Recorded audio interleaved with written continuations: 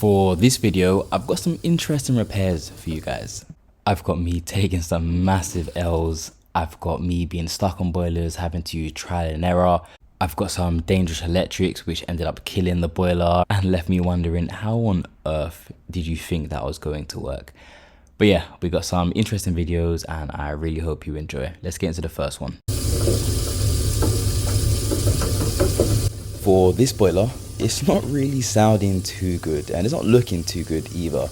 So we've got a E125 fault on this Baxi, and on this particular job it's overheating on hot water and heating, and you can see it's causing the temperature to jump straight over to 100 degrees and the main heat exchanger is making that horrible clunking sound.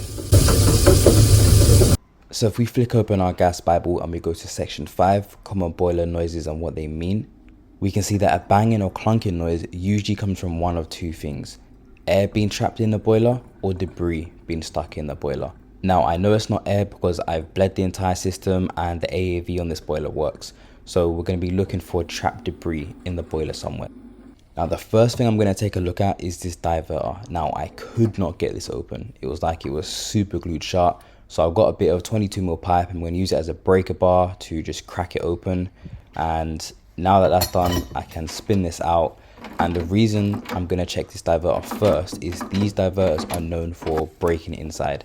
So you'll take the head off, but it'll be all broken and crumbly inside, and then you've got to try to manually fish it all out, and it's a headache. But diverter's all good, so I'm going to put that back together and I'm going to move on. Since the boiler was drained and it's just 4 screws, I thought might as well quickly check the pump. But pump was all good, spin's fine, there's nothing lodged behind it, so move on to the next place. Now it's unlikely, but what could be causing the issue is there's a blockage on the central heating circuit and also on the hot water circuit. So one thing I wanted to check on this boiler is these valves are fully open. It's a common thing on these boilers, you'll think the valves are open when they're not. Because the valves handles are plastic, they will spin without the actual valve sometimes, so you'll think it's open, but it's not. So the only way to check is to remove the plastic handle and visually check if the valve is straight. Now this one was partially shut, so that could be the reason why the central heating wasn't working. So I thought I'd quickly whip off the plate, see if there was any blockages in there, but the plate was all good. So what I'm going to do now is I'm going to quickly fill the boiler back up and see if it's made any difference on the central heating. And it's exactly the same for central heating and hot water. And at this point I'm thinking, right, I've spent all this time checking these parts, the only thing left is the heat exchanger, so I'm just gonna whip that off, flush it through, and that should sort it. Now in terms of removing this heat exchanger, I've pretty much done everything. All I have is the flow and return pipes, and as I take out this flow pipe, we finally find the blockage. So you can see as soon as I took that out, bits flew everywhere, and you can see they've all collected there. Now that is going to be the reason why everything's overheating. So after checking that pipe, I thought I'd take a look inside the heat exchanger, and as you can see, the heat exchanger is fine. It's clear. You've got a little bit of debris there, but I think that's just where it's piling up inside the pipe. So the reason I think it piled up in that pipe is you can see you've got the NTC which sits in that section there, so it's partially blocking the pipe anyway, so it was very easy for debris to collect there.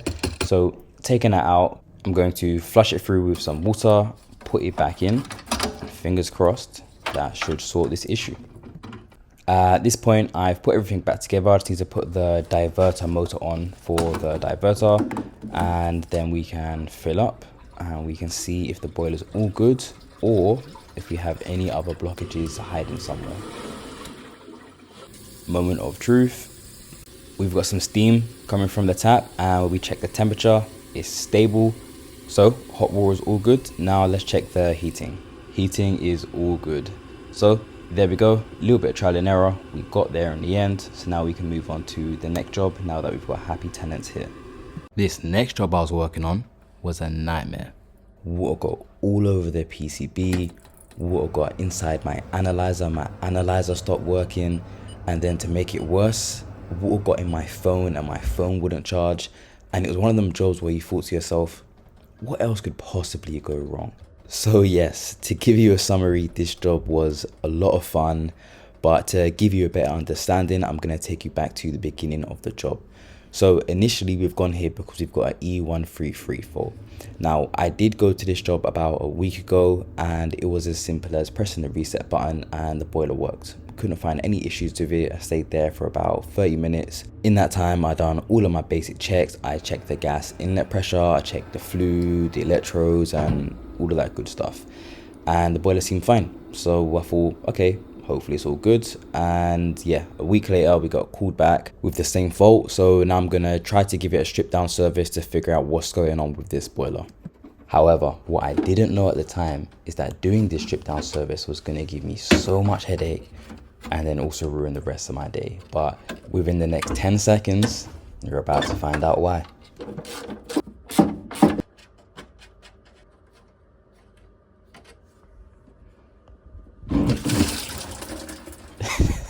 Now, in this moment, I remember being in complete shock, thinking, what has just happened?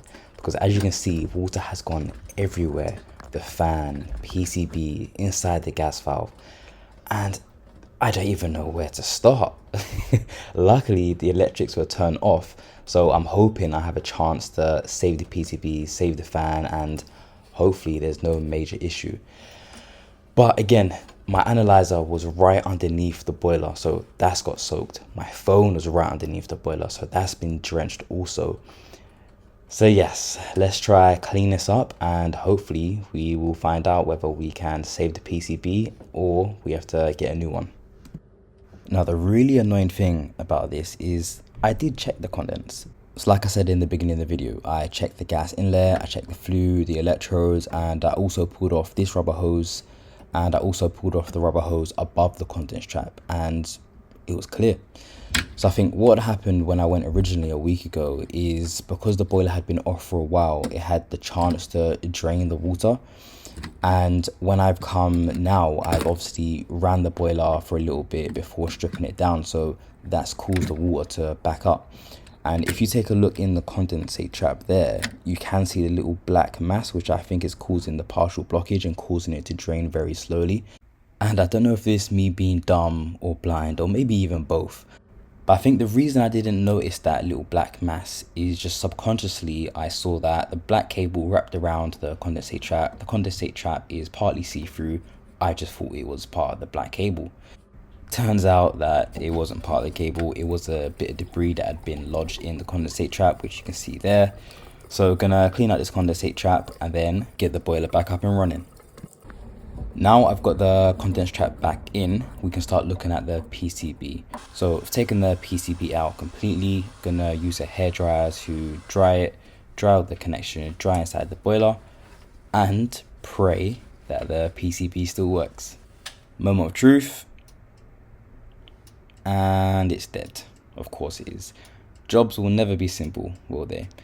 Right, so now we need to change this PCB, but before I go to the merchants, I'm looking at the heat exchanger and the padding at the back isn't looking too good. So I called Baxi, explained the situation to them, explained that the back padding's basically gone all mushy and it's not in the greatest of shape.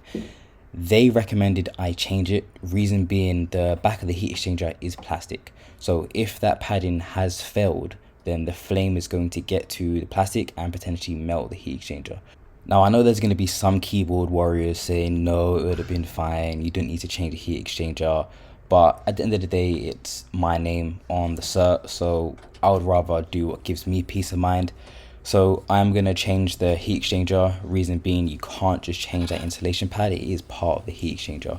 So off to the merchants to get a PCB and a second-hand heat exchanger. Now this is the first time I've changed a heat exchanger on a main Eco Compact, but it felt like the same process as a Valiant Ecotech. You've got the flow and return on the left, you've got to undo the bracket on the right hand side, but on a Valiant you do have to take out the vestal to get to the bracket. This one you can do it without taking out the vestal, so it is slightly quicker. So you can see once I undone those two screws, this bracket just slides to the right, comes out, and now the heat exchanger will just lift out.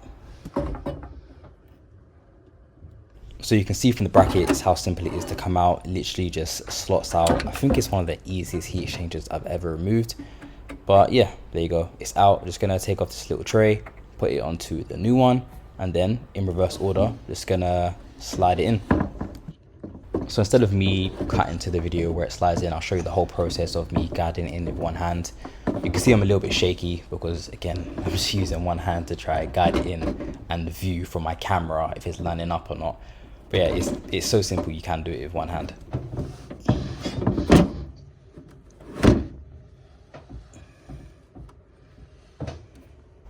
And there we go. That's it. They don't call me the king of one-hand repairs for no reason. So now we're just gonna put everything in reverse order. This bracket is just gonna line up with the screw, and then we're gonna tighten the screws, and then that will be it, secure in place. And then it's just doing the pipes.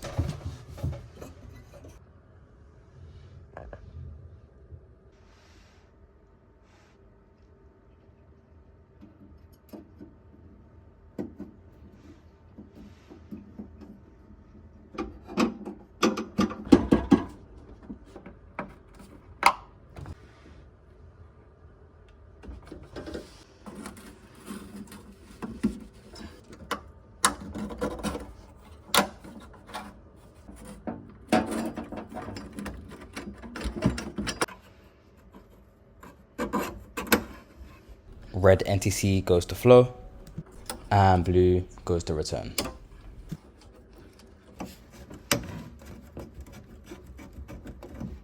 So we've changed the insulation pad on the heat exchanger. Now we're going to change the one on the burner door. So to do that, we need to remove the electrodes, and then it will just slide off. At this point, we can put some pressure into the boiler, make sure there's no leaks.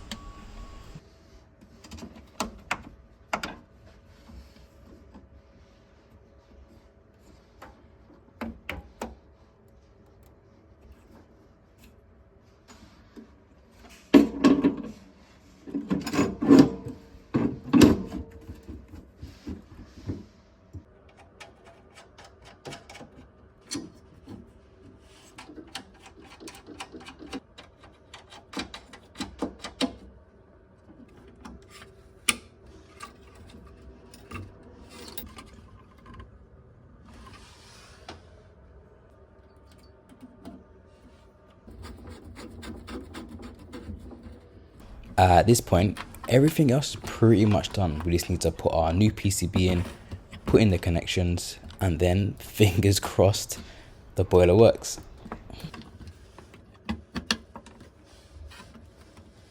Fingers crossed.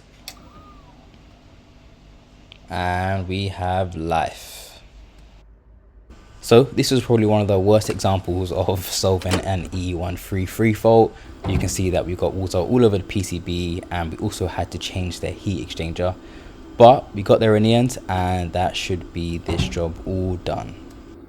Disclaimer, I have no idea what happened to this boiler. So when I first got here, the customer said that the boiler just doesn't work at all, and they gave me no other contacts. So I can see I've got E168, which means that the boiler has some type of unknown issue. So when I call for a demand, I can see the pump spins, fan spins. So next in the sequence should be the gas valve. When I put my U gauge on the gas valve, I notice that there's no drop. So I open up the PCB area to see if I'm getting the correct voltage for the gas valve. And at the corner of my eye, the wiring to the boiler doesn't look quite right. So between live and neutral, I'm only getting 5 volts. Between live and earth, I'm getting 230. But the strange thing is, between neutral and earth, I'm also getting 230, which we shouldn't be. So now I need to try figure out what is going on here. From here, I'm gonna follow the cables down so I can see what's going on, and I get greeted with this well organized and very safe terminal strip, as you can see. So it looks like we've got live and neutral going to brown and black, but then the earth is by itself, and then we've got another cable here which I'm guessing is for the thermostat. So now I'm just going to test all of these and see which one is the incoming live, neutral and earth, and then work backwards from there.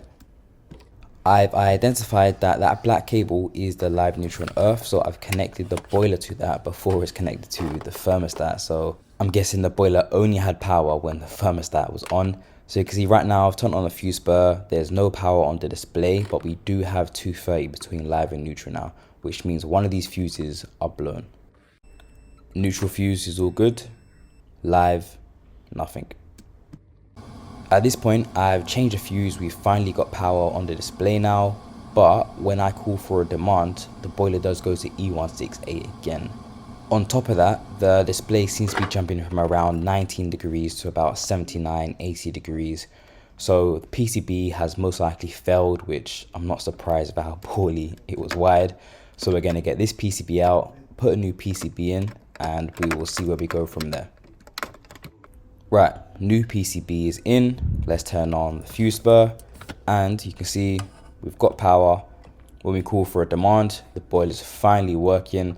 So now I'm going to do my safety checks, make sure everything's operating as it should, and then we can take a look at what's going on the thermostat and putting all the final pieces together. I've come to the thermostat and it seems to be working fine. So now I'm going to head over to the cables at the boiler and make sure I've also got continuity there. Now off, on. So there you go. Cut a long story short, everything works as it should. The boiler's all good, thermostat's all good. Someone just done a terrible job of wiring it. And I don't even know how the boiler worked in the first place. Maybe someone's come recently and tried to fit a second-hand thermostat. I have no idea. All I know is the boiler is all good now. But that's it for this video. I hope you enjoyed. If you want to get access to some of the resources I use to fix boilers every day, then check out the links in the description. If you've got any questions on any of the jobs that I've done, leave them in the comments below. I'll try my best to answer all of them. But yeah, I will see you in the next video.